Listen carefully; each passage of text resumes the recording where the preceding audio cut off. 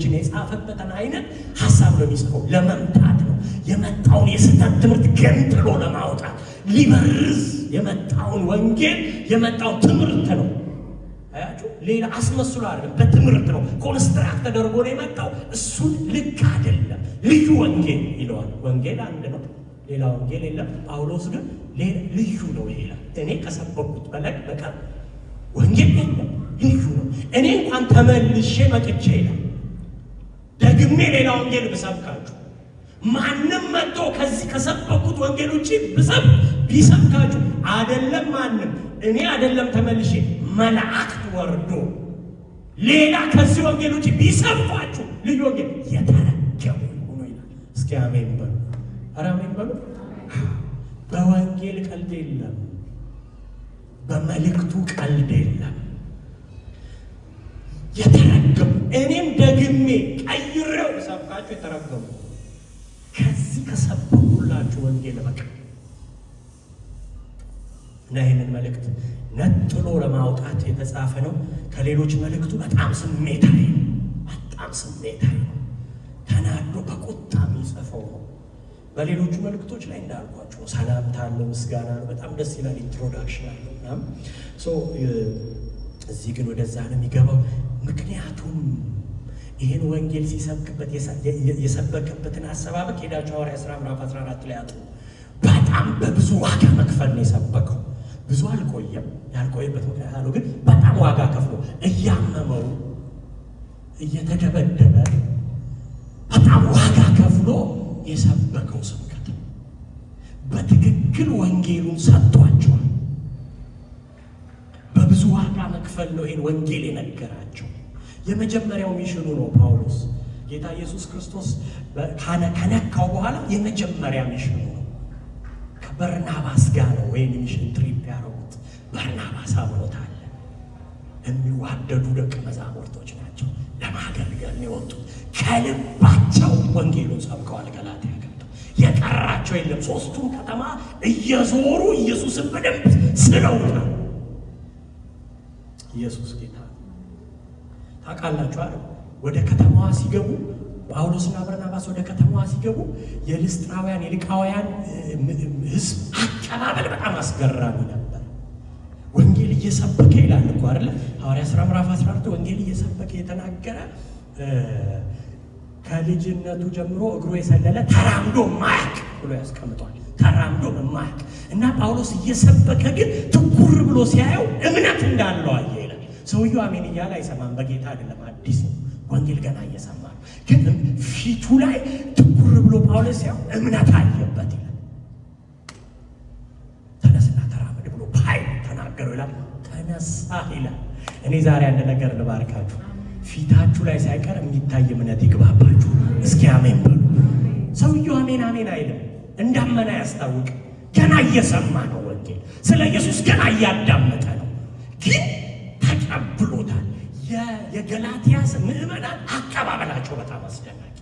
ልክ እዚህ ሚራክል ሴንተራውን ቁጭ ብላችሁ እንደምትቀበሉት ጥርቅ አድርገው መልእክቱን ብቻ አይደለም ወሰዱት የሚሉት። ልክ ሰውየውን ሲያስነሳው ይላል እንደዚህ ያሉት ይላል፣ አማልክት በሰው አምሳል መካከላችን ምን አሉ? ወረዱ። ጳውሎስ አንተ አምላክ ነህ ሲሉ አይደለም ራስህን አታውቅ አምላክ።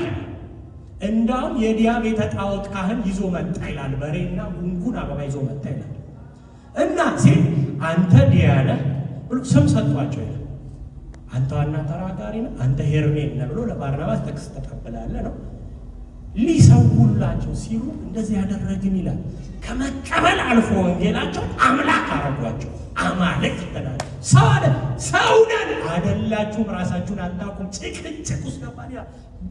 እንዴት አስቆምናቸው እንደሚላቃለ በጭንቅ ይልና ልብሳችንን ቀደን ወደ ህዝቡ ሮጥን። ቀደን ሮጥን። እኛ የመጣነው እንዲህ ካለ ከንቱ ስራችሁ እንድትመለሱ ወደ እውነተኛው አምላክ እንድትዞሩ ነው። ጨርቃችንን ቀደን። የገላትያ ሕዝብ አቀባበል በጣም ያስደስታል። ይኸውላችሁ እኔ እዚህ ቆሜ የምሰብከው እኮ ሽልማት ስላለው አይደለም። መልእክተኛው የዋለ ቆምኩት የሚሰማኝ ስላለ ማሰማት እንዴት ደስ ይላል መሰለህ። ሽልማት ነው። የገላትያ ሰዎች መስማት ብቻ አይደለም ጠርገው ነው የወሰዱት። ጥርቅ አድርገው የሚያወሩትን አይደለም አምላክ አደረጓቸው። ሰውነታቸው ሊያስክዷቸው ሞከሩ። ጨርቃችንን ቀደም እና እኛ አምላክ አይደለንም። ወደ ሕያው አምላክ ግን ዞር እንድትሉ ከንቱ ነው ይሄ። ቀላል አልነበረ። እንደ ክርስቶስ መልእክተኛ ብቻ አይደለም የነበረው አቀባበል ገላትያ። ስለዚህ ጳውሎስና በርናባስ በደንብ አድርገው ያላቸውን በሙሉ ስለ ኢየሱስ ሰጥተዋል። ያላቸውን በሙሉ ከተውባቸዋል። ለምን?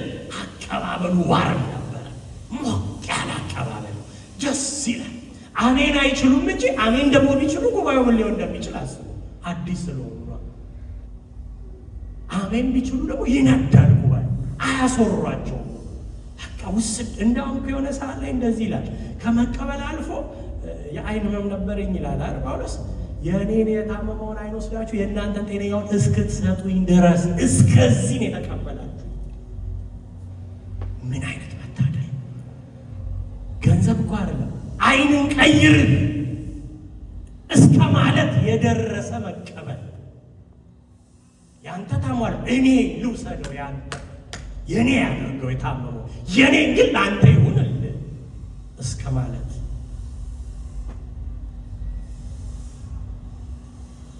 ስለዚህ በገላትያ የነበሩ ሰዎች ወንጌል ሲነገራቸው በጣም በመገረም ተቀበሉ፣ አመኑ፣ ኢየሱስ ክርስቶስን አስገቡት።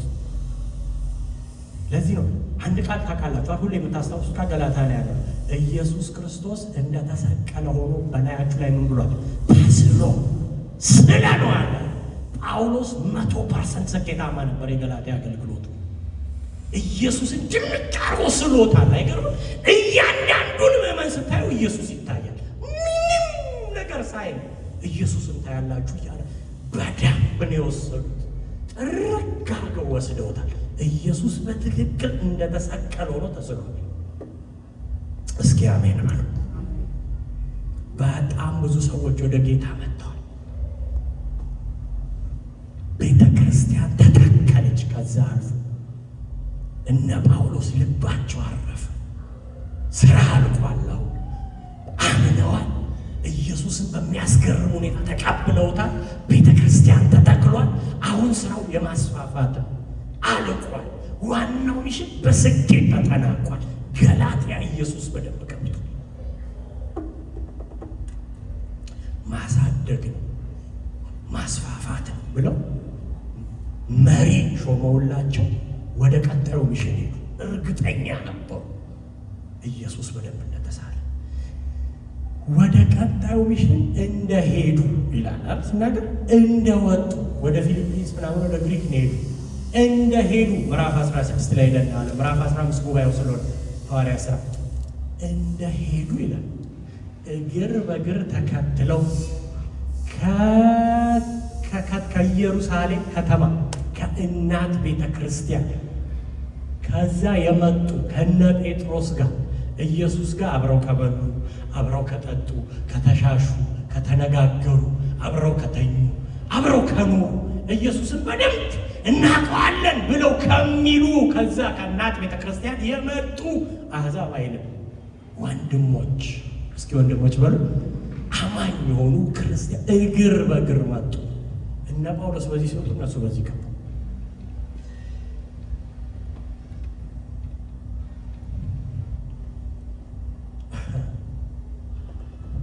ኢየሱስ ጌታ ነው። እስኪ አሜን በሉ።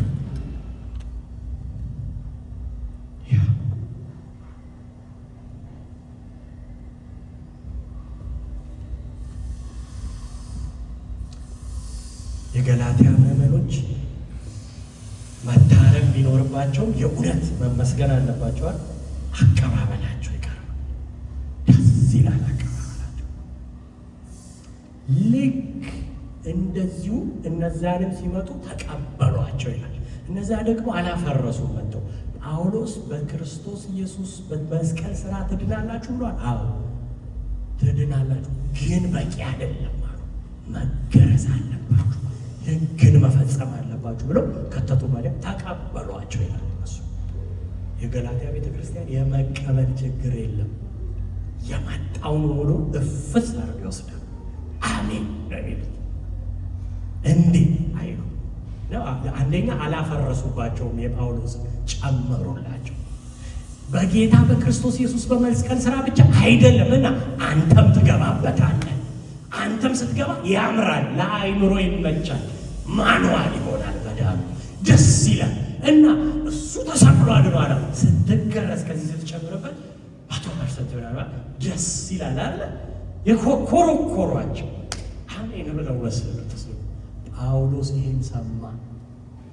ይሄን ሲሰማ ነው እንግዲህ አግሬሲቭ ሆኖ ምስጋና የለ ጸሎት የለ እየተንገበገበ የገላትያ መጽሐፍ ይጻፍ። ሾልከው የገቡ ሐሰተኛ ወንድሞች ይላቸዋል። እናት ሐሰተኛ ክርስቲያኖች ናቸው። ለዘንድሮ እንዲመች አድርጎ ነው አይደል የጻፈው? አይደል? ዘንድሮ እኮ ከደጅ አይደለም ያስቸገረ፣ ሐሰተኛው ነው ክርስቲያን። ቸርች እኮ ነው ያለው ዘንድሮ። የስህተት ትምህርቱ ቸርች ነው ያለው። እዚሁ እኮ አላው በወንድሞች እኮ ነው የሚነሳው፣ በወንድሞች እኮ ነው የሚሰራው።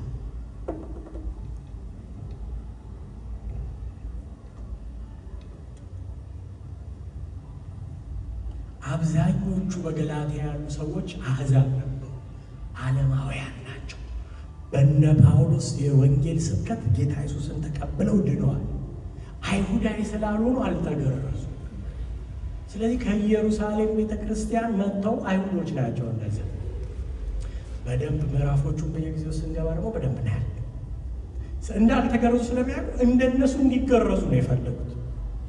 አትድኑ፣ መገረዝ አለባቸው። ጳውሎስ የተሰበከላቸውን ትምህርት ሲሰማ ወንጌል እየከነፈ መጣ ይላል። እናንተ ደብዳቤ ብቻ አልጻፈም፣ ታውቃላችኋል። መጣ ይላል። ሐዋርያት ሥራ ምዕራፍ 14 ይሉ እየበረረ ወደ ገላትያ መጣ። ጳውሎስ መጣ፣ አገኛቸው። ሐሰተኛ ክርስቲያን ወንድሞች ያላቸው ልዩ ወንጌል ሰበኩ ያላቸው አገኛቸው። ፊት ለፊት መጣ። ምክንያቱም ሰርቶ ነው የሄደው። ኢየሱስን ስሎት ሄዷል። አሁን ወንጌል ተበርዟል። በዚህ ከቀጠለ ሊጠፋ ነው ብዙ ነገር። አገኛቸው ይላል። ከኔ የመጣችሁት አላቸው። ከእናት ቤተ ክርስቲያን ነው የመጣ። ከኢየሱስ ጋር በልተው አድረው ተኝተው ተነጋግረው ተሻሽተው ከነበሩት ወንጌልን እንዳንተ ተቀበልኩት እንደምትለው አይደለም። ከኢየሱስ እጅ ከተቀበሉት ደቀ መዛሙርት ከሚገኙበት እናት ኢየሩሳሌም ቤተክርስቲያን ከዛ ሊመጣ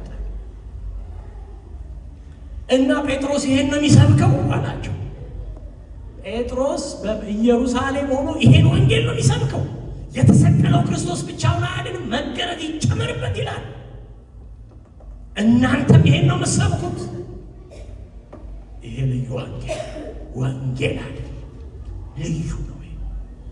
በኢየሱስ የመስቀል ስራ ላይ የሚጨመር ነገር ልዩ ወንጌል ሆነ አይችልም። አይደለም እናንተ መልአክ ከሰማይ ቢወርድ ኢየሱስ የመስቀል ስራ ላይ የሚደማልቅ ነገር ከመጣ አይታገስም ጳውሎስ። እኔ ዛሬ ልባርካችሁ፣ በክርስቶስ ኢየሱስ የወንጌል መስቀል ስራ ላይ ሊጨመር የሚመጣ ነገር ታጋሽ አያርጋችሁ። ኖ ማለት መልመዳ ኢየሱስ ጌታ የተረገመ ይሆናል። ምንም መራራት አያስፈልግም። ለእነዚህ ያለ እንጸልይ አይደለም ያለው። እናንተ ጌታ እንዲለውጣቸው እንጸልይ አይደለም። ወንጌል ነው የበረዙታል። አንድ ልጁን ነው እግዚአብሔር የገደለበት፣ የሆነ ሌላ ዲል አይደለም። ይኸውላችሁ በቤተ ክርስቲያን ውስጥ አሰራር ልንቀያየር እንችላለን። አሰራር ላይ ብዙ ልንወያይ ልንጸልይ እንችላለን። ወንጌል ግን እስኪ አንድ ነው በሉ። እስኪ አንድ ነው በሉ። አንድ ነው ወንጌል። ወንጌል የልጁ ኢየሱስ ክርስቶስ ነው፣ የመስቀል ስራ ነው። እስኪ አንድ ሰው አሜን ይበል። እስኪ ክብር አምጡ ለዚህ። ሃሌሉያ። አንድ ነው። እዚህ ወንጌል ላይ ሁለት ያናወራ አንድ ነው። ኢየሱስ የሞተበት ነው። መስቀል ላይ የተንጠለጠለበት ነው። አናወራም ሌላ። ማንም ምንም ሊል ይችላል። ማንም ምንም ነገር ሊያመጣ ይችላል። ወንጌል አለ። ኢየሱስ ክርስቶስ በመስቀል ላይ ለኔ ተንጠልጥሏል። ማዳን በሱ ብቻ ነው። እስኪ አሜን ባል። ስለዚህ ብዙ ልናወራ እንችላለን። ቤተ ክርስቲያን አሰራር ላይ ዘይት ስንቀባ ነው የሚፈወሰው፣ ስናጠጣችሁ ነው፣ በሽንኩርት ነው፣ በበርበሬዋ መወያየት ይቻላል። እንዳውም ቅድም በጣም እየሳኩ ነው፣ ስሙን አልጠራም እንጂ አንድ ወንድም አንዱ ነቢይ አስጠርቶኝ 1 ሊትር ዘይት ይህም በሙሉ ጠጣው፣ የምትችለውን ያክል ያንተ ሀብት ነው፣ ጠጣው አለ። ጠጣው በሕይወት አለ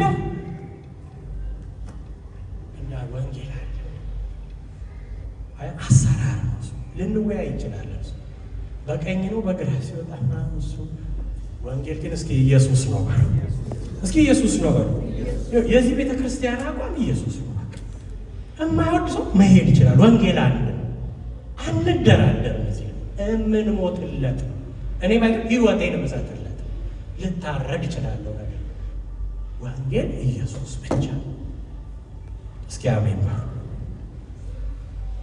ኢየሱስ ላይ ሁለት ያናወራ ማጠገባችሁ ያለውን ሰው ያዛርጉት ነካ አድርጋችሁ ኢየሱስ ላይ በሉት። ሁለቴ እንዳታስብ በሉት። ማንንም መስማት የለብን። በኢየሱስ መበረዝ የለበትም ማለት ልጁን ነው አይገደልም። ድጋሜ ልጁን አይገድልም። እግዚአብሔር ቅዱሳን አንዴ ገድሎታል። አንዴ የሞተበትን ልጁ ለውይይት አይቀርም። ለዛ ነው ጳውሎስ ይረከቡ አለ። ለእነዚህ አንጸልይም አለ። ለእነዚህ ምሕረት ምናምን አንጠይቅም አለ። በኢየሱስ ሞትና ትንሣኤ ላይ ተጨማሪ እጁን የሚከት ይህ መረከም አይጠቅምም አለ። ተጸልዮ መወገድ ነው ያለበት መጽሐፉ ነው። እስኪ አሜን በሉ። ቀናት ያለው ደግሞ እንግዲህ ብሉይ ኪዳን ነው እንዳትል ኢየሱስ ጌታ ነው። ወንጌል ነው። ከወንጌል አንጻር ነው ያው። እስኪ ከኢየሱስ አንጻር በሉ። አናቴማ የሚል ቃል እንደምትጠቀሙት አካላችሁ ቢከርስድ ነው የሚለው። ፈጽሞ የተረከቡ። ከዛ በኋላ ጴጥሮስን እኮ ፊት ለፊት ነው አይደል አገኘው ይላል አይደል። ከኢየሱስ ጋር የነበረ ነው እንግዲህ ጴጥሮስ እንደምታውቁት ጃይንት ከኢየሱስ ጋር ብዙ ኮንቨርሴሽን አለው አይደል። ወንጌላትን ስናጠና ብዙ ጊዜ ስሙ ይነሳል። ጴጥሮስን እኮ ሞት ይገባሃል አልራራም ጳውሎስ። እናንተ ሐዋርያ ነው፣ ስንት ነገር አልፏል፣ አባት ነው ምናምን። ወንጌል ነው አይ የኔ አይደለም የልጁ የኢየሱስ ክርስቶስ ወንጌል የተሰቀለበት። በዚህ ላይ እነሱ እንዳሉት የምትጨምር ከሆነ አንተ ራስህ ምን ይገባል? ሞት ሐዋርያነት አያድንም። እዚህ ጋር ኢየሱስ ነው የሚያድን። እስኪ አሜን ባሉ። ቸርች መመላለስ አይደለም የሚያድን፣ ፓስተር ነብይ መሆን ማገልገል አይደለም የሚያድን። የሚያድነን የልጁ የኢየሱስ ክርስቶስ ሞትና ትንሣኤ። እስኪ አንድ ሰው አሜን። ኢየሱስ መስቀል ላይ ያፈረሰው መልሰህ የምትገነባ ከሆነ ጴጥሮስ፣ ኢየሱስ መስቀል ላይ ሆኖ የናደውን አንተ እንደገና ለመገንባት የምትሞክር ከሆነ አንተ ሞት ይገባል። አጠገባችሁ ያለውን ሰው እንደዚህ በሉት፣ የተሰጠህን ወንጌል ጠብቀው በሉት። ጠብቁት። የተሰጣችሁን ወንጌል እንዲበረስ ጆሮ አትስጡ። ዛሬ ሌላ አይደለም። እኔ ቁጭ አርጎ ላይ ያስተምሯችሁ ይችላሉ። አብሮ ጓደኛው በጆሮ የሚከትባችሁ ብዙ ሐሰተኛ ወንድሞች አሉ። አትቀበሉ። ወንጌሉን ጠብቁት። ወንጌል ምን ይላል? ይጠበቃል። የተሰጠን የሚጠበቅ እንዳይበረስ። የሰማችሁትን ወንጌል ነው የሚያኖራችሁ ቅዱሳን። የሰማነው ወንጌል ነው ረጅም የሚያስኬድ። ለወንጌል፣ ለትምህርት፣ ለእግዚአብሔር ቃል ተጠንቀቁ። በጣም መጠንቀቅ ካለባችሁ ለምትለብሱት ልብስ አይደለም፣ ለሰማችሁት ወንጌል ተጠንቀቁ እንዳይበረስ። ማንም መጥቶ በክርስቶስ የመስቀል ስራ ላይ ሌላ እንዳይጨምር። እኔ እጅ ስጭን ካልሳውታ ነው መቆልፈው መፋታ ምናምን የሚባል ነገር የለም። የሚፈታንም ሕይወት የሰጠንም የተሰጠንም የየኖርንበት አሁን ያለንበት መስቀል ላይ በተሰራው በክርስቶስ ማንም አይጨመርም። ዛሬ ማንም ከዚህ ውጭ የሆነ በሙሉ ልዩ ወንጌል ነው፣ የተረገሙ ይሆኑ ነው የሚለው ቃል። ከዚህ ኮንስትራክትድ ከተደረገው ወንጌል ውጭ ሊከፋፍሉን ከፈለጉ የሆነ ነገር የሚሏችሁ ከሆነ ኖ፣ ወንጌል እንደዛ አይደለም። ወንጌል አንድ ሊያደርገን የመጣው እሱም የተሰቀለው ክርስቶስ ኢየሱስ። እስኪ አንድ ሰው አሜን ይበል። አብዛኞቹ በአዲስ ኪዳን የተጻፉ ትምህርቶች፣ መልእክቶች ካስተዋላችሁ የስህተት ትምህርት ለመመከር የተጻፉ ናቸው። ገላትያ እንደምታዩት፣ ቆላሲያስ፣ አንደኛ እና ሁለተኛ ዮሐንስ፣ አንደኛ እና ሁለተኛ ጴጥሮስ፣ እነዚህ መልእክቶች በሙሉ የስህተት ትምህርት ለመመከት የተጻፉ ናቸው። እና ሰዎቹ ምን አሉ ታዲያ? ጳውሎስ መጥቶ ሲጠይቃቸው ከየት የመጣችሁት? ከኢየሩሳሌም፣ ከእነዚህ ካሉበት ሐዋርያት ከኢየሱስ እጅ የተቀበሉ ምናምን እና እኛ የመጣ ነው ከነ ጴጥሮስ ነው። እኛ የመጣ ነው እነ ዮሐንስ ካሉበት ቤተ ክርስቲያን ነው። እኛ የመጣ ነው አባት ያዕቆብ ካለበት ደቀ መዝሙር ከነበረው ከዛን የመጣ ነው አሉት። አንተ ከየት ነው የመጣ? በጣም ደፋሮች ናቸው። አንተ ማነህ? በመጀመሪያ አንተን ሐዋርያ ያደረገህ ማን? ከባድ ጥያቄ ነው። የማንነት ጥያቄ ነው። አንተ ማነህ? ሰው ማን ነው? ሰው እንትን ነው ምናምን ብቻ ነው። አንተ ማነህ? ይህም ሁሉ እየሰራ የመጣው ሰው አንተ ማነህ? አንቀበልህም ነው። አንተ ከኢየሱስ በእጁ ሄደህ አልወሰድከውም ነው። እና ጳውሎስ ሲቆጣ ካያችሁ ለግል ጉዳይ አይደለም የሚቆጣው። ብዙ ጊዜ የወንጌል ጉዳይ ሲሆን ነው፣ ትምህርት ሲበላሽ ነው የሚቆጣው። ከዛ ግን እንደዚህ ይላል፣ በጣም ስላበሳችሁ ስለ ግል ጉዳይም የሆነ ጫር ያደርጋል። ከየት ነኝ የሚለው ከሰው ወይም በሰው ሐዋርያ ያልሆነ ብሎ ነው የጻፈላቸው። ከሰውም አይደለም፣ ማንም ሰው ሐዋርያ አላደረገኝም። እኔን ሐዋርያ ያደረገኝ ራሱ ኢየሱስ ክርስቶስ። ብስጭት ብሎ ነው የሚያወራው። ባይተው ያብራራ በጣም በትትና እያስረዳቸዋል። ወንጌል ኢየሩሳሌምን የጀመረው አሉት። ኢየሱስ ለያዕቆብ ለጴጥሮስ እና ለዮሐንስ ሰጥቷቸው ነው እዚያን የጀመረው። አንተ ደማስቆ ምናምን ትላለህ እያሉት ያሉት አንተ ደማስቆ ኢየሱስ መጥቶ አግኝቶኝ አይኔ እንትን ብሎ ከአይኔ ቅርፊት ወርቋ ምናምን ብለን የጀመርከው አለ። ወንጌል እኮ እዛን የጀመረው። ሲጀመር እኔ ማወቅ የለባችሁ ወንጌል ከራሱ ነው ብሎ ይሟገታቸው። ከኔ አይደለም ወንጌሉ ከራሱ ነው የተቀበልኩት። የግል ነገሩን ያወራል። ወንጌሉን ለመጠበቅ ነው ግን የግል ነገሩን ያወራል። እንደኛ እንዳሁኗ ዘመን ቤተ ክርስቲያን የግል ነገራችንን የምናወራው የሆነ ብር ለመሰብሰብና የሆነ ክፍተት ለመሙላት ወንጌል ለመጠበቅ ሳይሆን፣ ጳውሎስ ግን የግል ጉዳዩን መዞ ያወራዋል። ሶስተኛ ሰማይ ድረስ የሄድኩት ብሎ መዞ ያወራዋል። ማንም ያልደረሰበት ጋር የደረስኩት ወንጌል ለመጠበቅ ነው ያነጻጸረው። በዚህም አልተመካው። ወንጌሉን ከመጠበቅ አንጻር ግን ያወራል። ባዮግራፊው ሁለተኛ ቆሮንቶስ ላይ በደንብ ታዩታላችሁ። ይተርካል። አፖካሊፕሲስ ነው አይደል የሚለው ከሰው የመጀመሪያ ነኝ ነው። ሶስተኛ ሰማይ የሚባል ያየው ከሰው የመጀመሪያ ሆነ። ነገር ግን ማንም የተሻለ አድርጎ እንዲቆጥረኝ አይደለም ይሄ ነው መናገራችሁ። ማንም የተሻለ አድርጎ እንዳይቆጥረኝ አስፈላጊ ከሆነ ግን ከነ ጴጥሮስም በላይ ከሰው የመጀመሪያ ሶስተኛ ሰማይ ይቻላል። እሱ አይደለም ፖይንት ያለ የተሻልኩ ነኝ ብዬ አላውቅም። ማንን የሚለው ግን እዚህ ድረስ ይቻላል። አሁንም ማወራው ወንጌል ለመጠበቅ ወንጌል እንዳይበረዝ።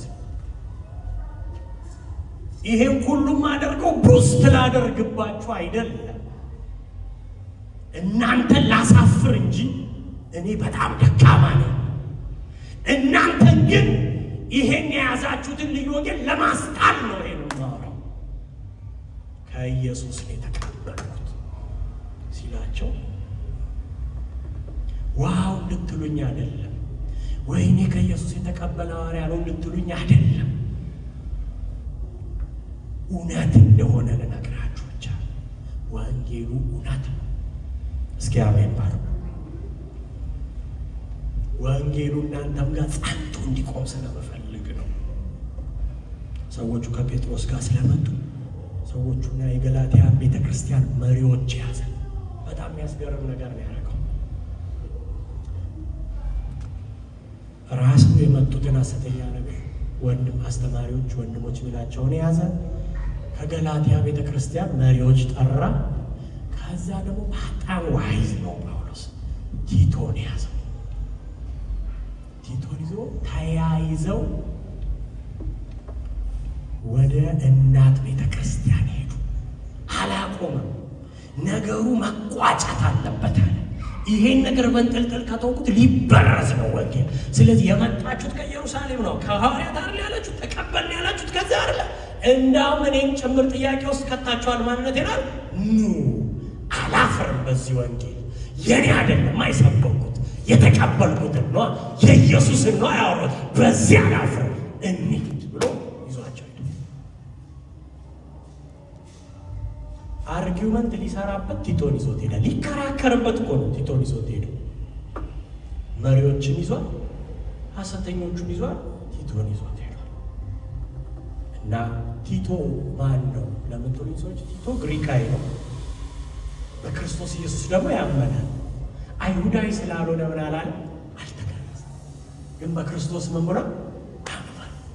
ስለዚህ አሁን አንድ ምሳሌ ቲቶን ይዞ መሪዎቹን ይዞ ሐሰተኛ አስተማሪዎቹን ይዞ ወንድሞችን ወደ ኢየሩሳሌም አቀና። ጳውሎስ ኢየሩሳሌም መጣ። መልእክት ሊያርም አልመጣም። ታውቃላችሁ፣ እንደዚህ ነው አስተካክሉ ሊላቸው አይደለም የመጣው፣ ሊያመሳክርና ሊሞግታቸው ነው የመጣው። እስኪ ምን እንደምትሉ ቀጥሎ ሊራግማቸው ነው አይደለም የሚሉትን ሰምቶ የተረገማችሁ ሁሉ ሬዲ ነው ሰው እንጂ ሊያስተካክላቸው ተስተካከሉ ምናምን አይልም። እጸልይላችኋለሁ አይልም። በክርስቶስ ኢየሱስ ወንጌል ላይ መጣው። ሁለቱ ያያዋል፣ ይጠይቃል፣ ቀጥሎ የሚለውን ያውቃል። ይዟቸው ሄደ። የመጨረሻው ወንጌል እጅ ላይ እነ ጴጥሮስ ላይ ያለው ነው። ሰው ጴጥሮስን ልክ ነህ አይለው። ከኢየሱስ ጋር ስለነበርክ ብቻ የምታወራው ልክ ነህ አይባልም። ልክነት የሚገለጸው ከኢየሱስ ጋር ስለነበርክ አይደለም፣ ስለ ኢየሱስ ራሱ ስታወራ ነው። ስለ ኢየሱስ ራሱ ስትናገር ልክ የሆነው ኢየሱስ ስለሆነ ልኩን ስታወራ እንጂ ከልክ ጋር አብሮ በመዋል ልክ አይሆንም። ልክ የምትሆነው ልኩን ስትደግመው። እስኪ አሜን በሉ። አጠገብ ያላቸውን ሰው እንደዚህ በሉት፣ ልኩን በማውራት ልክ አይሆንም በሉ። ልኩን ድገሙ በሉት። ራሱን ስትደግመው ልክ ትሆናል። እሱን ሊያረግ ነው፣ ረግሞ ሊወጣ ነው። ከዛ ውጭ የሄደው ጳውሎስ ሊያርማቸው አይደለም። እና ጴጥሮስን ይላል ሐዋርያት ሥራ ላይ ቀድሞ ከ14 ዓመት በኋላ ነው ያገኘው።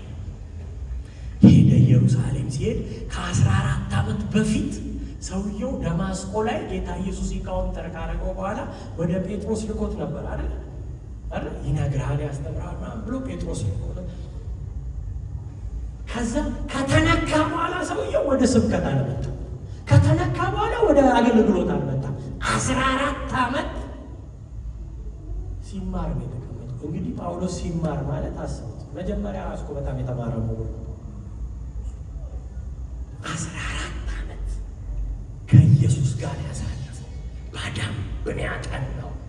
የሚያወራውን ጠንቅቆ ያውቃል።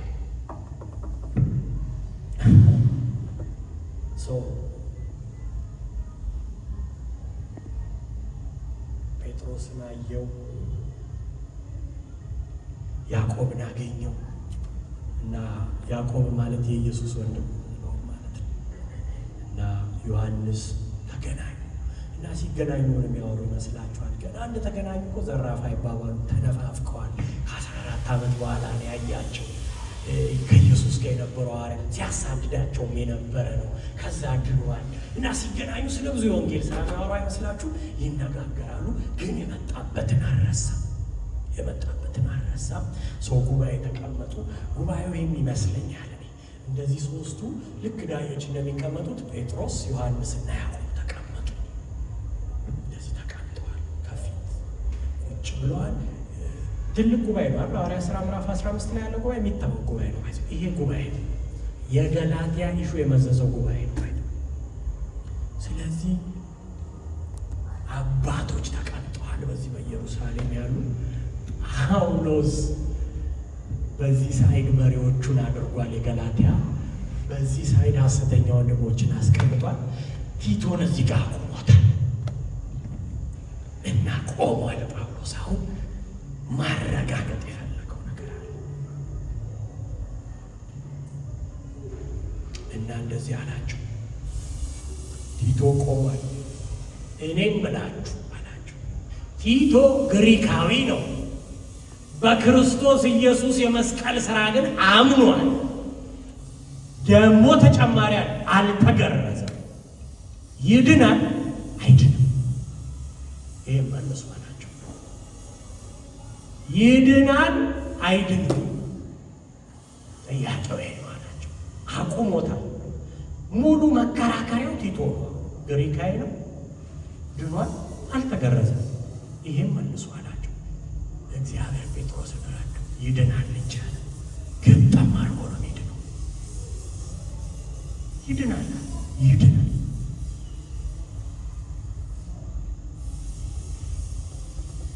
ይድናል ሲል ስብሰባው አለቀ። በቃ ጨረሰ ጳውሎስ። ሐሰተኛ አስተማሪዎቹ እዛው ባሉበት ከነ ጴጥሮስ ጋር የመጣ ነው ብለው አልነበር? እዛው በቆሙበት የተረገማችሁ ናችሁ፣ ካርሴት ናችሁ፣ አትድኑም ነው እኮ እናንተ። በጣም አደገኛ ነገር እኮ ነው እያወራል። ምሕረት ይገባችኋል፣ ጸልያችሁ በንስሐ ተመለሱ አላለ። ልትበርዙ የሞከራችሁት የቤተ ክርስቲያን አሰራር አይደለም ማለት። ልትበርዙ የሞከራችሁት እዚህ ምድር ላይ ያለ አሰራር አይደለም። ልትበርዙ የሞከራችሁት ከላይ የመጣው እግዚአብሔር አንድ ልጁን የገደለበት በመስቀል ላይ ያንጠለጠለው ያንን ተረግማችኋል። የመሪዎቹን ፈቃድ አልጠየቅም። ረገማቸው። የተረገማችሁ ወደ ገላትያ ተመለሰ። ጨርሶ ስራው የዚህ ደብዳቤ ዋና ዓላማ ክራይስት ኢዝ አወር ሊበሬቲንግ፣ ኢየሱስ ነፃ አውጪያችን ነው። እስኪ ጮክ በሉና ኢየሱስ በሉ እስኪ። ነፃ አውጪያችን ነው። ዋና ዓላማው ይሄ ነው።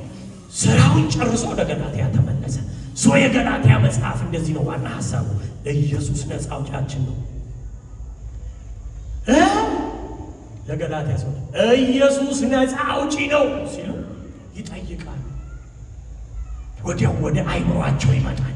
ነፃ ሊያወጣን የሚችለው ማን ነው? በጣም የተዋበ ዙፋን ላይ ያለ ሰው፣ በጣም ግርማ ሞገስ ያለው የወርቅ ልብስ የደረበ ሰው። የሚገምቱት እሱን ነው። ጳውሎስ ይላል ነፃ አውጪ ነው ማ ሲሉ በመስቀል የተሰቀለው። እነሱ የሚጠብቁት ዙፋን ላይ ተቀመጠ። ነፃ ያወጣችኋል። ነፃ የሚያወጣን ከምንድን ነው?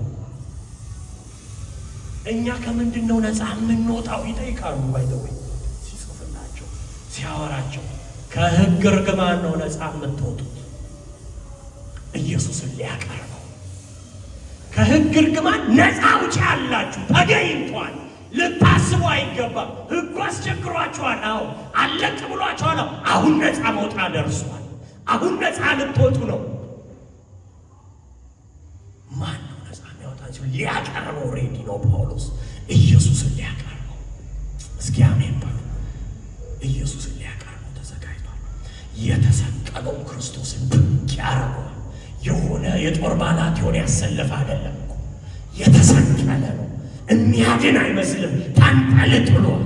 እንኳን ሰው ሊያድን እንኳን ሌላ ነፃ ሊያወጣ ራሱን ማዳን የማይችል ተሰቅሏል። ያቀርበዋል።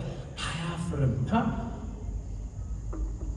የመጀመሪያው ምዕራፍ 1 ቁጥር 3 ላይ ይጀምራል። እንደዚህ ይላቸዋል፣ ክፉ ከሆነው ዓለም ያድነን ዘንድ ይላቸዋል። ምን ይሉታል?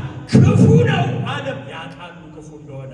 ከዛ ዓለም እሺ ያድነን ዘንድ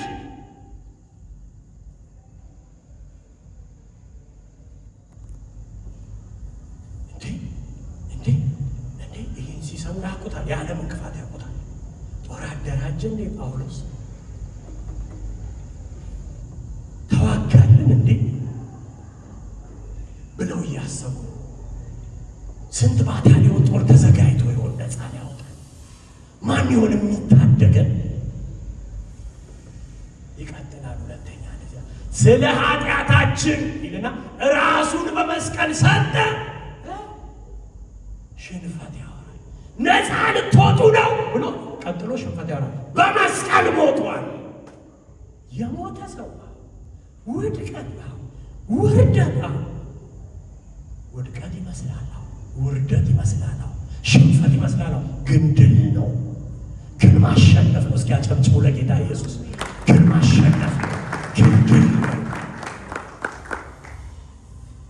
እንዴት ሲል ወደኋላ ይሄዳል ጳውሎስ። ይመጣባቸዋል። ያውቁታል፣ ሕጉን ባይተው ያውቁታል። የሙሴን ሕግ ጠንቅቀው ያውቁታል። ዘጸአት ይመጣል ውስጣቸው።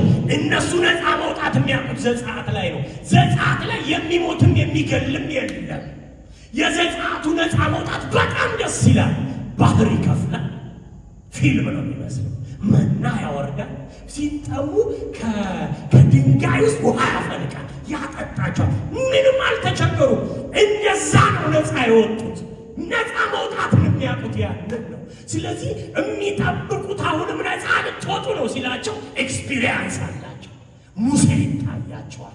እንዴት ውሃ ተከፍሎ በደረቅ መሬት ሕፃንና አሮጊት እያለ ኤክስፕረስ መንገድ ተሰርቶ ጭቃ ሳይኖር እንዴት እንደተሻገሩት እዚህ ናቸው።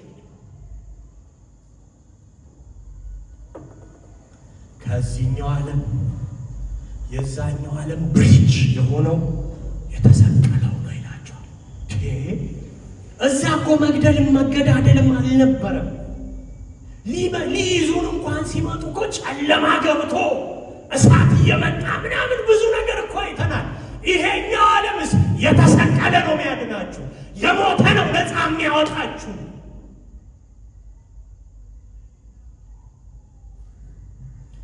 የዘጸአቱ መሪ አዳኛችን ግን ኢየሱስ ነው። የዚህኛው ዓለም ከርግማን ነፃ የሚያወጣችሁ ኢየሱስ ነው። ይሄኛው የዘጸአት መሪ ለመስማትም ለመቀበልም የሚጣፍጥ አይደለም፣ ለማመንም የሚመች አይደለም። በመስቀል ላይ ተንጠለጠለ። ደስ አይልም። እየሞተ ያድናችኋል መባል ደስ አይልም። ሲታይ እየሞተ ነው፣ የሞተ ነው፣ ራሱን ማዳን ያልቻለ ነው። ይታያል፣ ውሸት አይደለም። ተፈቅሏል፣ ተንጠልጥሏል። መስቀሉን ነው ያቀርበው። የምትድኑት በዚህ ውስጥ ነው። እንዴት ባህር ከመክፈል የተሻለ ነው ይሄኛው። መና ከማውረድ የተሻለ ነው ይሄኛው። ለዘላለም ነው የምትድኑት። ያኛው ከግብፅ ነው ነፃ ያወጣችሁ። ይሄኛው ከሲኦል ነው ነፃ የሚያወጣችሁ። ያኛው ከባርነትና ጡብ ከመጠብጠብ ነው ነፃ ያወጣችሁ። ይሄኛውስ ከድቅድቅ ጨለማ ወደሚደነቅ ብርሃን ነው ያሻግራችሁ። በመስቀል ነው የምትሻገሩት። እስኪ አንድ ሰው አሜን ይበል። እስኪ ኢየሱስ ነው። የሙሴ ዘጸአት በጣም አሪፍ ነው። ባህር ይከፍላል፣ መና ያወርዳል፣ ውሃ ያጠጣል። የሚሞት የለም፣ የሚሰቃይ የለም። ፀሐይ ሲመጣ ደመና ይመጣል። የሆነ ነገር ሲበርዳቸው እሳት ይመጣል። ፈርዖን ሲመጣ ጨለማ ይገባል። ደስ ይላል አድቬንቸሩ። ይሄኛው ዘጸአት ግን የሚገለዋል። የሙሴ ዘጸአት በግ ነው የሚያርደው። ይሄኛው ዘጸአት ልጅ ነው የሚገለው። እዛ የበግ ደም ነው የሚፈሰው። እዚህ አንድ ልጁን ራሱ መስቀል ላይ ነው ያንጠለጠለው። ይሰቀለው።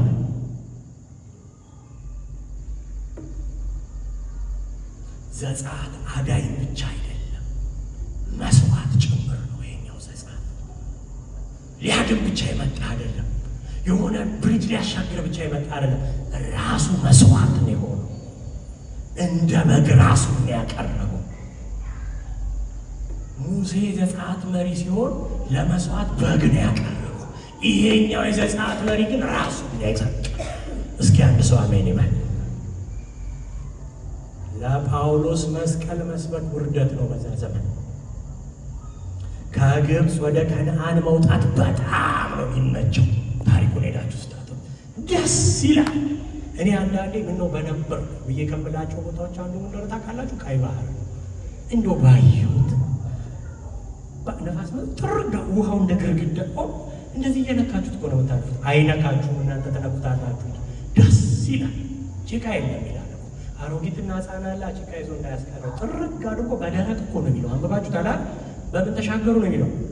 ጠንቅቆ ነው የሰራው። ኤክስፕሬስ መንገድ ነው የሰራው። በደረቅ ነው የተሻገሩ። አንድም ሰው ወደ 600 ምናምን ሺህ እኮ ህዝብ ነው የተሻገረው። ባይተው ለሱ አይደል በሰላም ያ ሁሉ እስኪያልፍ ከግብፅ ወደ ከነዓን በጣም ይመቻል። በጣም ልዩ የጨረስኩ ነው። ይሰማል አይደል? ዘይ ከግብፅ ወደ ከነዓን በጣም ልዩ ከሲኦል ሰማይ ሲሆን ግን መስቀሉ መልእክት አለው። የውርደት መንገድ ነው የሚሄደው ይሄኛው አዳኝ። የድል አይሸትም። የሽንፈት ነው የሚሄደው። የድል አይሸትም። የተተፋበት ነው ይሄኛው አዳኝ። ደስ አይልም።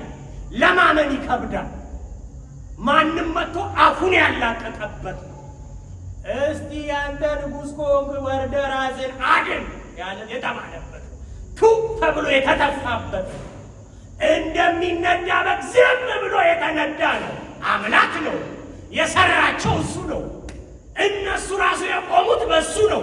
ግን ነዱት፣ እንደሰሩት ነዱት። ደስ አይልም። ለእኛ መስቀል አሁን ብራንድ ነው። ባይተወይ አብዛኞቻችሁ እጃችሁ ምናምን የተነቀሳችሁ አጠፉማ። አንገቱ ላይ መስቀል አርጎ ማይዞር የለም አይደል? ክርስቲያን ነኝ ብሎ ብራንድ ነው። መስቀል ውበት ነው በዚህ ዘመን። በዛ ዘመን እንዳልኳችሁ ነው። ገላትያ ሲጻፍ ይህ ስለ ኢየሱስ ያለው ፒክቸር ገና አልጠፋም። 10 ዓመት ውስጥ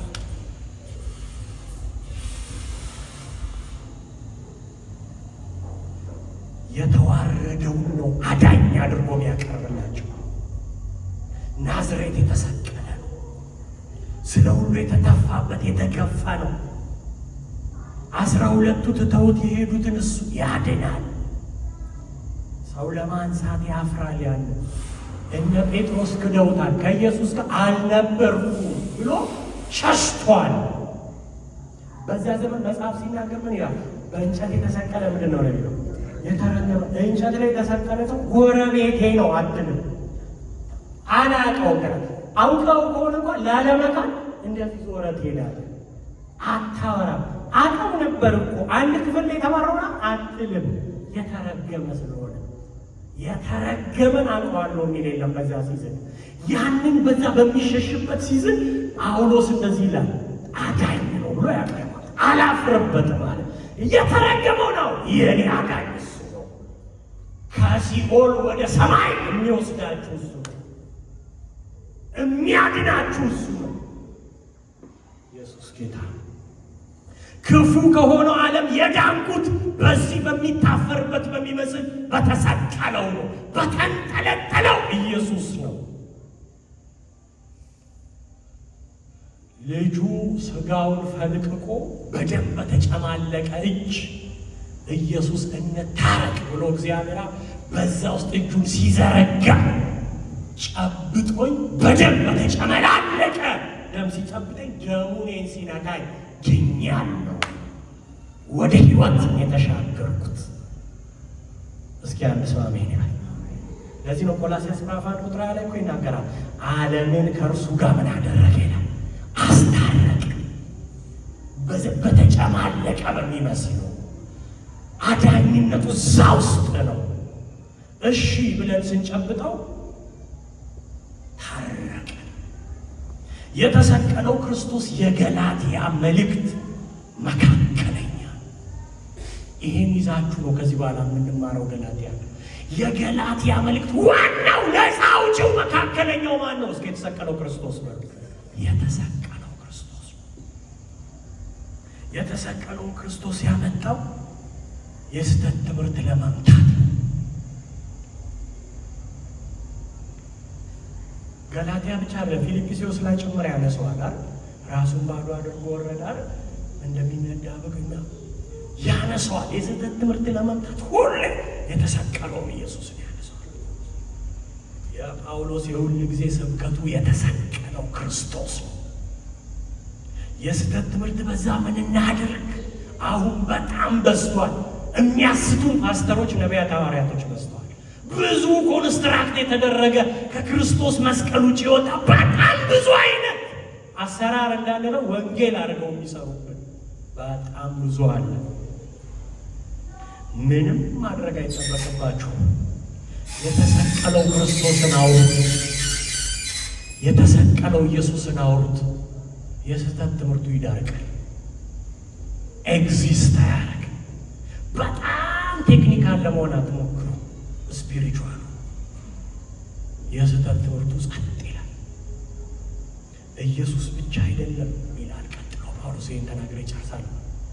ኢየሱስ ተሰቅሏል ይላል ብቻ አይደለምና እኔም ተሰቅያለሁ አብሬው። እሱ ብቻ ይመስላል እንዴ ተሰቀለ? እኔም አብሬው ከክርስቶስ ጋር ምን ብያለሁ? ተሰቅያለሁ። እኔንም ገሎኝ ነው የዳንኩት። እሱም ብቻ አልገደለው፣ አብሮ ገሎኛል መስቀሉ ላይ ገሎ ነው ሕያው ለራሱ ያደረገኝ። ለእኔ አይደለም ሕያው የሆንኩት ለሱ። እንደ ተሰቀለ ከገለጣችሁት ምንም ነገር አብሯችሁ አይኖርም። እስኪ አጠገባችሁ ያለውን ሰው እንደዚህ በሉልኝ፣ የተሰቀለውም ግለጥ ነው በሉት። ምንም ነገር አብሮ አይቆይም በሉት። ይሸሻል የስተት ነው። እንደ ኢየሱስ መስቀልና እንደኛ አብሮ መሰቀል ከክርስቶስ መስቀል ላይ እዚህ ዓለም ላይ ሌላ ከባድ ስቃይ የለም። ትልቁ ስቃይ የክርስቶስ በመስቀል ላይ መሰቀልና እኛ አብረን በመስቀል ላይ መሰቀላችን። አሁን እየገጠማችሁ ያለ ችግር ሁሉ ከዚህ ስቃይ አይበልጥም። ከባዱን ስቃይ አብረን ወስደነዋል። ኢየሱስ አብሮ ወስዶልናል። እስኪ አንድ ሰው አሜን ይበል።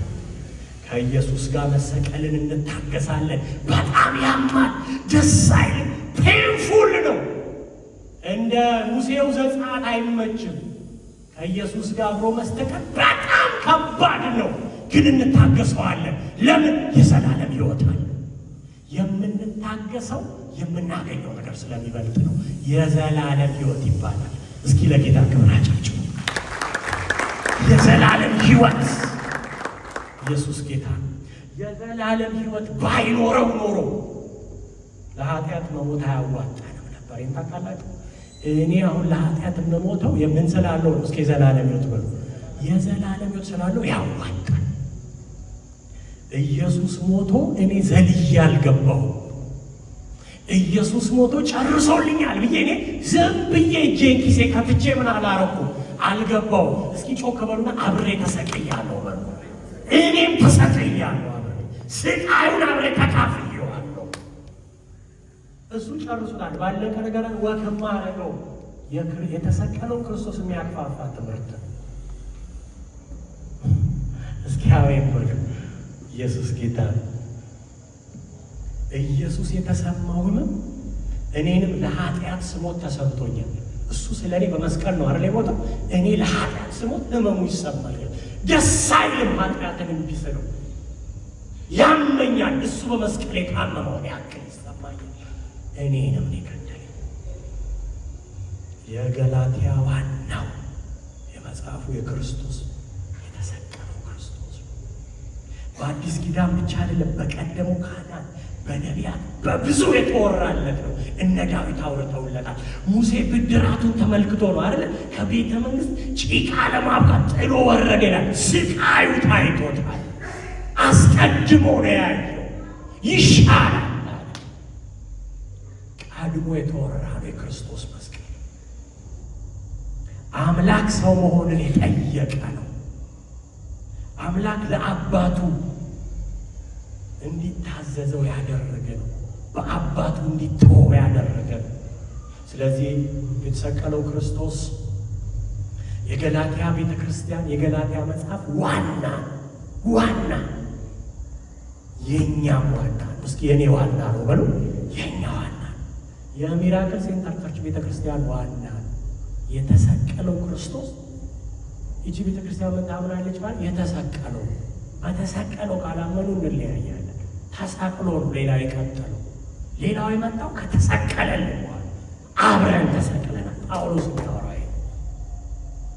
የቅዱሳን ዋና የተሰቀለው ክርስቶስ። እስኪ አሜን። ኢየሱስ ጌታ ነው። መስማት ብቻ አይደለም፣ መጸለይ ብቻ አይደለም። ቸርች መጥቶ አንድ ማንበብ አለብን። እስኪ አነባለሁ። በጣም ዛሬ ከሪጅ ላደረጋችሁ ፈልገው አንብቡ። የድሮ እኛ የመጸለይ ችግር የለብን ማለት አንድ ሰዓት ብናገኝ እስኪ ልጸልይ ብለን እንገባለን። አሁን ምናልባት ያለው ክርስቲያን ያለ የመጸለይ ችግር የለብን። መጸለይ ብቻውን አያዋጣ። አንድ ሰዓት ካለ 30 ደቂቃ አንበበበት። 30 ደቂቃ ፓወርፉል ነው የምትሆነው። ቃሉን መጸለይ እንጀምራለን። ሳናነበው ምንጸለየው ጸሎት ማርተ ሊሆን ይችላል፣ ድግምት ሊሆን ይችላል። ቃሉን እንድንጸልይ ማንበብ አለን። 3 ሰዓት 6 ሰዓት ቢኖራል 3 ሰዓት አንበባችሁ 3 ሰዓት ስትጸልዩ ቃሉ ይገባል። ይወታችሁ የተሰቀለው ክርስቶስ የገላትያ ዋና ቆመን እንጸልይ።